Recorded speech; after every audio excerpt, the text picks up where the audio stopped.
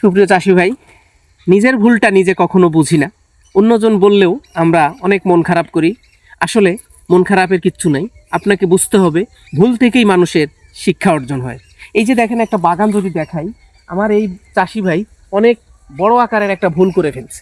এই ভুলটা আমি জানি না উনি কীভাবে শুধরাবে। আপনাকে যদি দেখাই, এই যে দেখেন একটা আমের গাছ, এটা কিন্তু আপনার আম্রপালি, এটাকে বলা আম্রপালি। এবং এই পাশে যদি দেখেন লিচু, তাহলে দেখেন দুইটা কিন্তু একই গোত্রীয়, দুইটার জন্যই রৌদ্র উজ্জ্বল জায়গা লাগে, দুইটার মুকুল একই সময় আসে, দুইটার ফলন একই সময় আসে। তাহলে আপনি কিভাবে কোন চিন্তা থেকে একই স্বজাতীয় গাছ একখানে লাগায় আপনি মিশ্র বাগান দাবি করতে পারেন?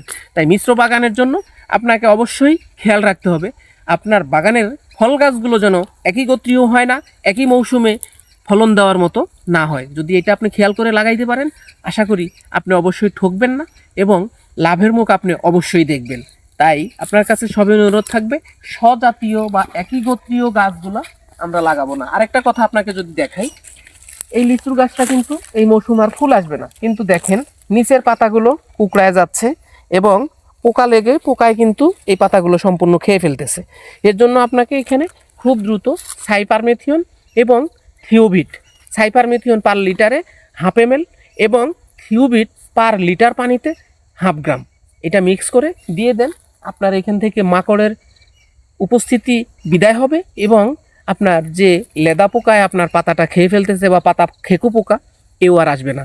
তাই আশা রাখবো আমরা বাগান করার আগে যদি মিশ্র বাগানের চিন্তা করি, অবশ্যই একই গোত্রীয় চারা আমরা রোপণ করব না এবং সঠিক সময়ে এরকম খুশি আসলে গাছের যত্ন নিব। ধন্যবাদ।